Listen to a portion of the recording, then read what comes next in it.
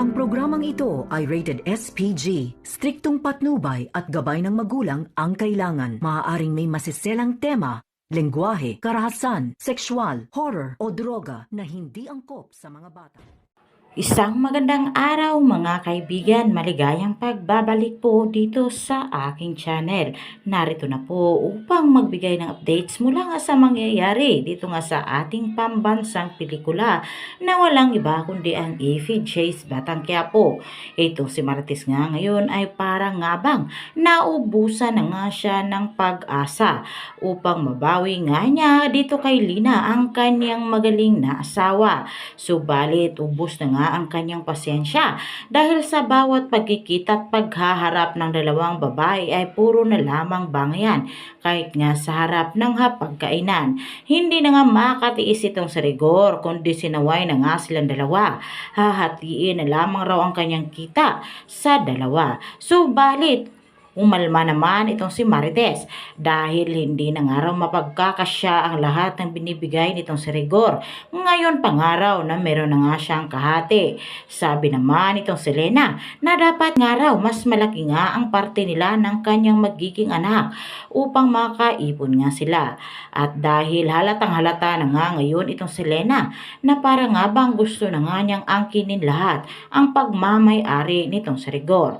Hindi nga ngayon papayag itong si Marites dahil siya pa rin nga raw ang legal na asawa. Sa kabilang banda naman, nalaman na nga nitong si Tanggol ang lahat ng mga kahayupang ginagawa ng ganyang tatay Rigor mula nga sa kanyang ina na si Marites dahil na nga rin sa isang sip-sip na si Olga. Agad nga niyang ibinalita mula nga dito kay Tanggol upang mawasak nga ang kanilang pamilya. Agad nga niyang sinabi na malaki nga raw ang problema ng kanyang nanay Marites dahil nga raw inuwi na nga itong si Rigor itong kanyang kabit na si Lena sa kanilang pamamahay. Nagpagting naman ngayon ang tainga ng ating bida. Kailan nga raw niyang makausap ang kanyang nanay dahil awang-awang nga siya at ramdam na ramdam nga niya ang sakit na dulot ng kanyang ama. Pagkakita nga nila mula nga dito sa simbahan ng Quiapo ay dinala nga niya ang kanyang nanay Marites sa isang kainan. Ulang iba kundi nga itong ini-endorso nga rin ng ating bida. Doon nga ay masaya naman itong si Marites kahit papano ay pinaramdam naman itong si Tanggol ang kanyang pagmamahal kahit nga na pinabayaan na nga siya nitong si Marites. At dahil hindi na nga rin matiis itong si Tanggol ay natanong na nga niyang kanyang ina na kung totoo nga ba ang kanyang nabalitaan. Winawalang hiya na nga raw sila ng kanyang tatay ng harap-harapan. Kaya umuwi nga ngayon itong si Tanggol sa bahay nila at naabutan nga niya doon itong si Lena. At itong si Lena pa nga ngayon ang galit na galit dahil bakit nga ba raw nagpapakita nga rito itong si Tanggol na isang araw kriminal. Ngunit ang sabi nitong si Tanggol, napasalamat na lamang raw itong si Lena na nagiging babae nga ito at mataas pa rin ang respeto niya sa kanyang ina. Ngunit sinagad naman nitong si Lena ang pasensya nitong si Tanggol. Matapang nga ngayon sinabi nitong si Lena na isa pa rin nga raw siyang pulis at pwede nga rin daw niyang gawa ng kaso itong si Tanggol. At dahil na nga rin sa mga pangyayaring iyon ay agad namang dinapuan ni Lena ng kamay itong si Tanggol. Hindi na nga sana makapagpigil pa itong si Tanggol, ngunit inawat naman ito nitong si Santeno at itong si Marites. At baka nga raw ay ano pang gawin nitong si Rigor mula nga kay Tanggol kapag malaman nga nito na pagbubuhatan nga niya ng kamay ang kabit nito. Nakaisip nga ngayon ang paraan itong si Lena kung paano nga ba hindi na nga makakabalik itong si Tanggol sa kanilang pamamahay.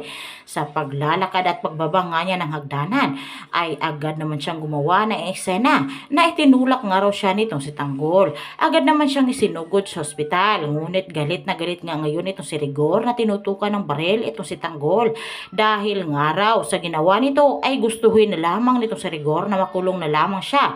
Mapaslang lamang niya itong si Tanggol. Agad namang sumagot itong si Tanggol at si Marites na sinungaling nga raw ang kirida nito dahil wala naman raw siyang ginawang masama rito. At dahil na nga rin sa bigat ng mga pinapasang problema nitong si Marites ay agad nga niyang diniretso itong si Rigor na subukan nga raw nitong saktan at barilin ang kanyang anak na si Tanggol. Ay kakalimutan nga raw niya na magiging asawa niya ito at ubos na nga nga raw ang pagiging martir niya mula nga dito kay Rigor. At sigurado nga raw sa pagkakataong ito at kahit na nga nagdadalang tao itong si Lena, ay gusto nga niyang mapakulong ang dalawa. At itong si Rigor at si Lena ay magsasama nga sa bilangguan. Natakot naman itong si Rigor dahil ayaw nga raw niyang maipanganak nitong si Lena sa loob ng kulungan ang kanilang magiging baby. Ngunit yan nga ang ating pakakaabangan kung tunay nga ba na nagdadalang tao itong si Lena o ito lamang ay isa nga lamang huwad na pagbubuntis dahil alam naman natin na itong si Lena ay sobra nga siyang humahanga mula nga dito kay Rigor. Gagawin nga niya ang lahat, makuha lamang niya itong si Rigor. At yan nga po ang ating latest updates mula nga sa araw nito. Huwag niyo po sanang kalimutan na i-subscribe, like, and share ang aking munting channel. At maraming salamat sa inyong panunood at pakikinig. At hanggang sa muli.